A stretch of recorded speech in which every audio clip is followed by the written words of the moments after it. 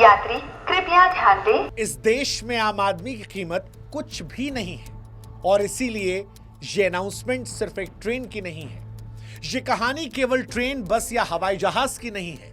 ये कहानी एक भारत में दो भारत की है। एक वो भारत जो 4 से 6 दिन की जब फ्लाइट डिले देखता है, रईसों के बैग एयरपोर्ट पर पड़े हुए देखता है, तो देश में तूफान आ जाता है, संसद में चर्चा हो जाती है, मीडिया के प्राइम टाइम में जगह मिल जाती है और झटपट न्याय हो जाता है। सरकार नियम वापस ले लेती है, बाद में इंडिगो पर एक्शन ले लेती है और कहती है कि हम सुनिश्चित कर रहे हैं कि भविष्य में ऐसा फिर दोहराया ना जाए।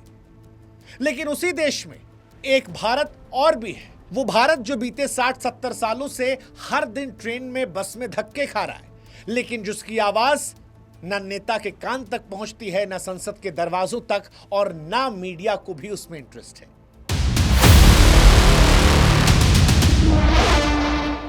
आज सिर्फ एक सफर की बात नहीं है, ये दो भारत की कहानी है जो एक ही देश में रहते हैं, लेकिन एक की चीख सबको दिखती है, समाधान निकलता है और दूसरे की आह शोर तक नहीं करती। इस वीडियो के डिटेल में हम जाएं उससे पहले हाथ जोड़ के हमारी एक विनती है कि भैया 10 मिनट इस वीडियो को सुन लेना यार, तुम्हारे लिए ही है। हमको कोई शौक नहीं लगा है सरकार को लेकर इस तरह का वीडियो बनाने का, ये तुम्हारे लिए है। इसलिए 10 मिनट सुनना, समझना, बड़ी मेहनत लगती है लिखने, पढ़ने, सोचने, डेटा निकालने में, और फिर इसको लेकर अमल करना, बताना अपने दोस्तों को भी, शेयर करना उससे, और हो सके तो हमारे व्हाट्सएप चैनल से जुड़ जाना यार, ताकि ये वीडियोस हम आप जो बनाते हैं आपके लिए, ये आप तक सीधे पहुंचा सके। लिंक हमने डिस्क्रिप्शन में दे रखा है, कमेंट सेक्शन में दे रखा है। अब करते हैं शुरू। सवाल ये नहीं है कि फ्लाइट वालों के साथ जो कुछ हुआ उसको लेकर झटपट न्याय कैसे मिल गया।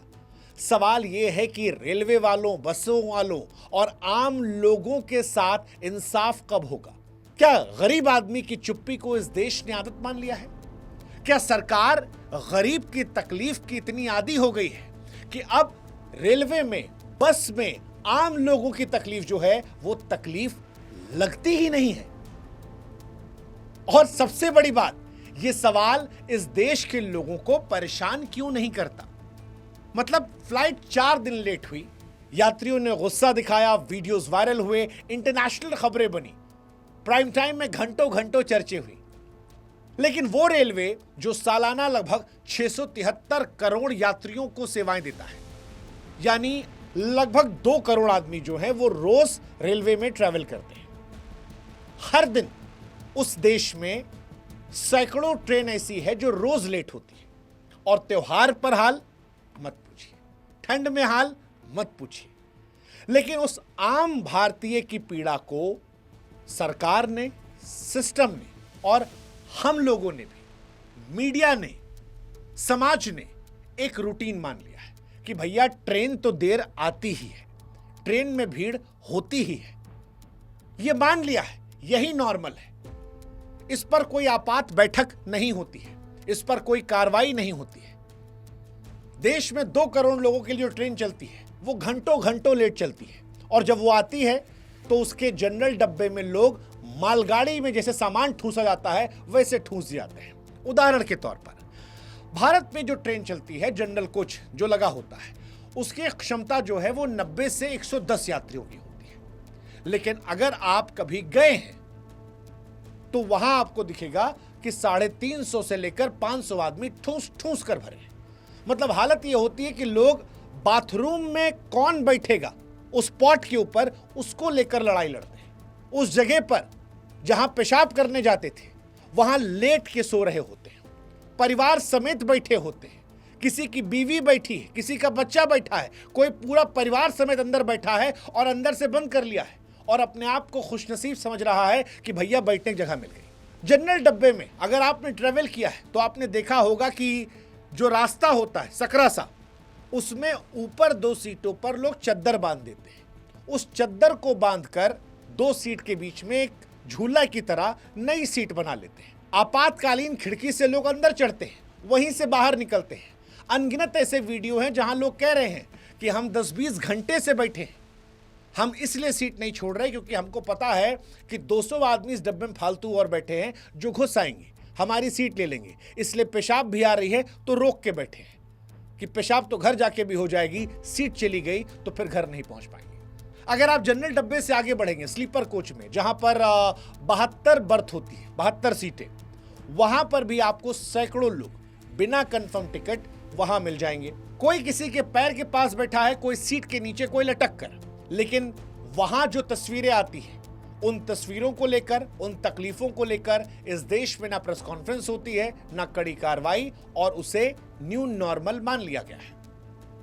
और यहीं से हमारा सवाल उठता है कि एक भारत में दो भारत क्यों?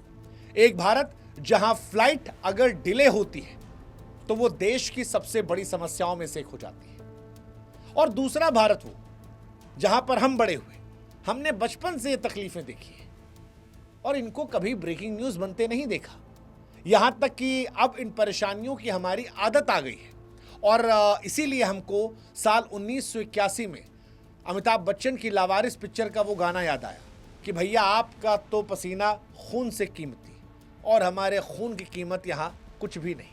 हकीकत यही है कि 4 दशक बाद भी रेलवे को लेकर ये लाइन बिल्कुल सटीक बैठती है। अब सवाल उठेगा कि ये फर्क क्यों?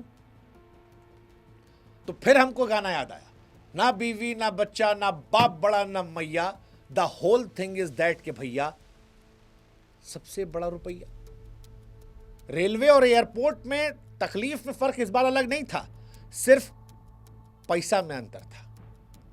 वहां जो खड़े थे उनके बैग महंगे थे, टिकट महंगे थे। यहां जो बैठे हैं इनके बैग महंगे नहीं है, ये आदमी महंगे नहीं है, सस्ते लोग हैं, और सस्ते लोगों की भारत में कोई इज्जत नहीं है।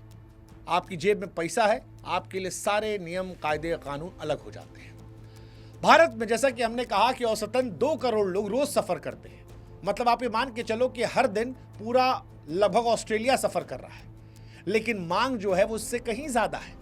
भारत में 3.5 से 4 करोड़ तक की मांग हो चुकी है, यानी हर दिन ऐसा है कि लगभग 1 से 1.5 करोड़ आदमी सिस्टम के बाहर धकेल दिए गए, और इनमें 80 से 85% यात्री जो है वो जनरल और स्लीपर में सफर करते हैं। लेकिन जब सीट बढ़ाई जाती है, पिछले 10-12 सालों में अगर आप खास तौर पर देखिए 15 सालों में, तो एसी कोचेस में सीट ज्यादा बढ़ाई गई है। उदाहरण के तौर पर जब हम छोटे थे और हम स्लीपर में ट्रेवल करते थे, तो स्लीपर कोच जो थे वो ज्यादा होते थे, 12-15 स्लीपर कोच आराम से होते थे, S1, S2, S3, S4, S5, और भाई साहब वहां तक S17, 18 तक, कई बार 20 तक। लेकिन अब उनकी संख्या कम कर दी गई है। वजह? क्योंकि एसी कोच से ज्यादा कमाई होती है। जनरल स्लीपर में भीड़ ज्यादा होती है लेकिन पैसा नहीं मिलता। एसी में पैसा ज्यादा होता है। नॉन एसी स्लीपर जनरल की वृद्धि धीमी रहती है। वहां पर वो जगह बन जाती है जहां असल में ज्यादा लोग सफर कर रहे हैं, निवेश कम है, भीड़ ज्यादा है, इसी वजह से सीटें कम कर दी गई हैं। जनरल कोच वही 2-3 है, 4 मान लो, लेकिन भीड़ बेतहाशा बढ़ गई है, बेतहाशा बढ़ गई है। ये वैसा ही है जैसा भूख 3 गुना बढ़ जाए और रसोई वही एक तंदूर जितनी रह जाए। सरकार और रेलवे के कुछ बड़े घोषणाओं से 2024-25 के आसपास 2,500 नए जनरल कोच बनाने की योजना बताई गई। ठीक है, अच्छी बात है, अच्छी पहल है, लेकिन सवाल यह है कि जन्म भर का जो कोढ़ है वो एक रात में तो जाएगा नहीं। वर्षों से जमी हुई कमी को एक रात में नहीं मिटा सकता, और इसीलिए जब त्योहार होता है तो भीड़ फट पड़ती है, खास तौर पर दिवाली और छठ के पास।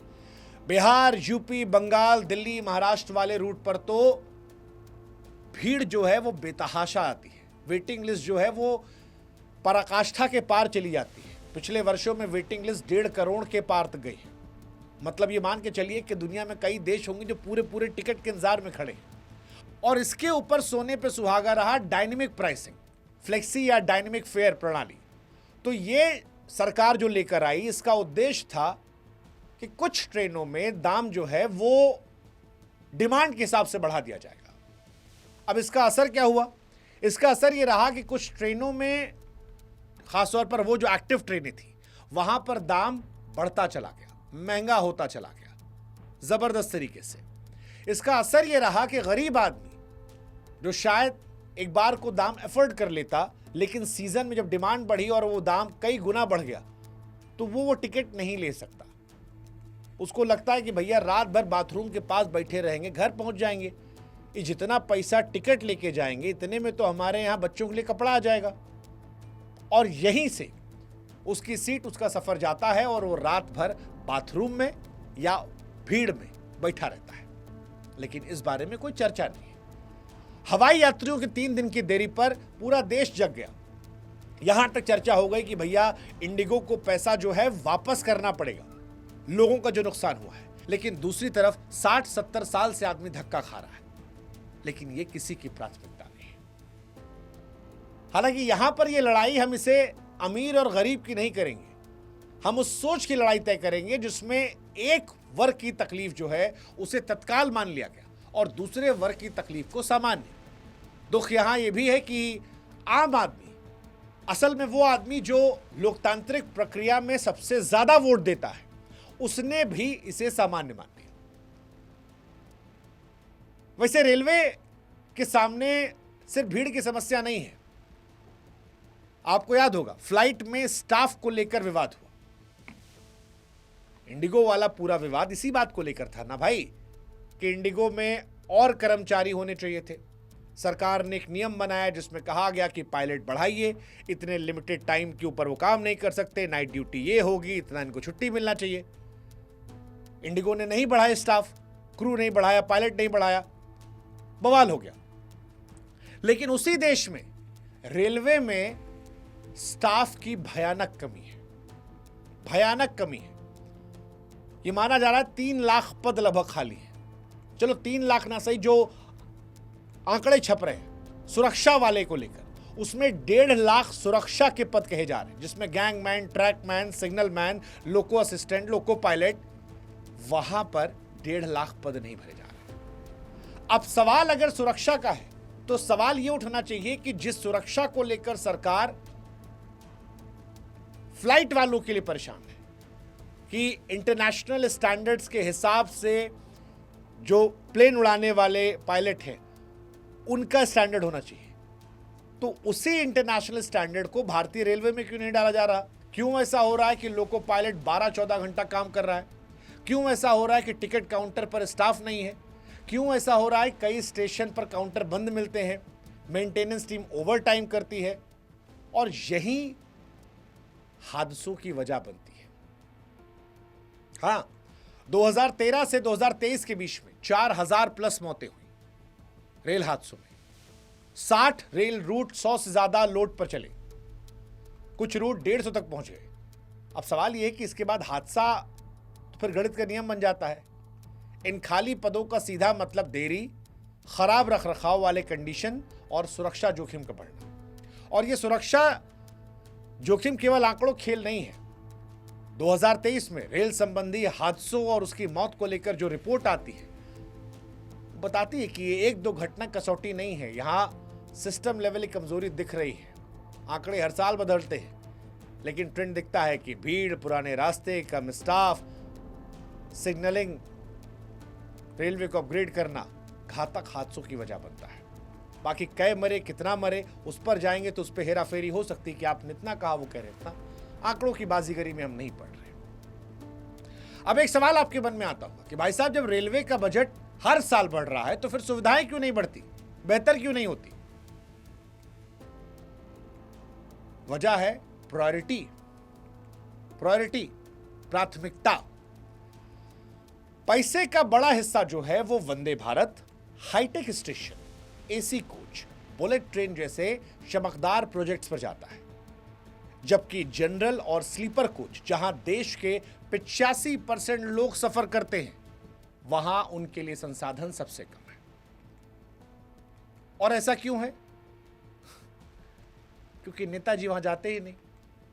रेलवे का कुल बजट हर साल बड़ा होता है, लाखों करोड़ों में, लेकिन इसी बड़े कैंपस के भीतर जो हिस्सा सिग्नलिंग, टेलीकॉम जैसे बुनियादी और जान बचाने वाली चीजों पर हो, या स्लीपर कोच को अपग्रेड करने पर हो और जनरल कोच को अपग्रेड करने पर हो, वो इसकी तुलना में बहुत छोटा हो जाता है। उदाहरण के तौर पर 2024-25 में सिग्नलिंग और टेलीकॉम के लिए लगभग 6,800 करोड़ रखे गए, जबकि पूरा कैपेसिटी जो था वो लगभग 2.62 लाख करोड़ का था, यानी कुल खर्च का 2-3%। यही अनुपात बताता है चमकदार प्रोजेक्ट, नए स्टेशन, वंदे भारत, इन पर बड़े बड़े पोस्टर लगते हैं, ये दिखाई भी पड़ते हैं। पटरियों की मजबूती, लेकिन सिग्नल सिस्टम का आधुनिकीकरण, ट्रैक सर्किटिंग जो हादसे रोक सकते हैं, इनमें बजट थोड़ा कम जाता है। यानी जो अदृश्य चीजें हैं वो पीछे छूट जाती हैं और यहीं से सिस्टम में जोखिम पैदा होता है। बाकी हमने बार बार कहा, ना बीवी ना बच्चा सबसे बड़ा, इसीलिए स्लीपर और जनरल डब्बे में आपको सुविधाएं नहीं मिलती। एक भारत में दो भारत की कहानी को फ्लाइट के डिले से भी समझिए। अगर आपकी फ्लाइट लेट हो जाती है तो आपको कंपनसेशन मिलता है, खाना मिलता है, होटल मिल सकता है। रेलवे में 12 घंटा ट्रेन लेट हो जाए, टिकट पैसा मिल जाए, बहुत है, बहुत है। अगर वो मिल जाए, उसकी प्रक्रिया लंबी चौड़ी है। और यही दो भारत की सबसे बड़ी व्याख्या है। और ये इसलिए है क्योंकि किसी भी नेता ने, बड़े नेता ने, आप कहीं कोई तस्वीर उठा दीजिए हाल के वर्षों में, 10 सालों में, 20 सालों में, 25 सालों में, भारत के जनरल कोच या स्लीपर में घंटा 2 घंटे सफर किया, आपको नेता दिखाई पड़ेंगे ट्रेन में, लेकिन उस कोच में जो चमकदार है। अच्छा, ट्रेन के अंदर भी दो भारत है। एक भारत जो जनरल कोच और स्लीपर वाला है, 3rd AC तक जो आता है, 2nd AC से वो अलग होना शुरू होता है, और 1st AC आते आते बिल्कुल अलग हो जाता है। तो जो नेता आपको ट्रेवल करते हुए दिखे होंगे वो 1st AC या 2nd AC वाले, बहुत मुश्किल, कहीं विरले 1-2 उदाहरण 3rd AC के होंगे। 3rd AC में हम नेता नहीं आते।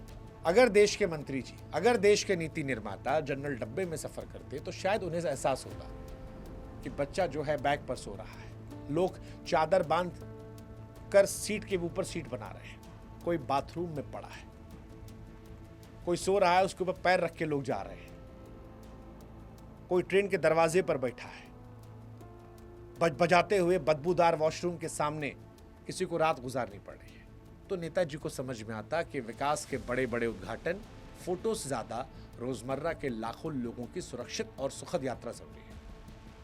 और इसीलिए ये एक भारत में दो भारत की कहानी, जो इसीलिए हम आपको बता रहे हैं कि ये आपको समझना है कि क्या देश का विकास सिर्फ वंदे भारत की स्पीड, एयरपोर्ट की चमक, बुलेट ट्रेन की तस्वीर से होगा, या फिर जनरल स्लीपर कोच में सफर करने वाली विशाल आबादी का दर्द अब किसी योजना का हिस्सा बनेगा। मैं फिर रिपीट कर रहा हूं, अमीर गरीब का सवाल नहीं है, सवाल इस बात का है कि आम लोगों की परेशानियों को हमने राष्ट्रीय प्राथमिकता बनाना क्यों छोड़ दिया।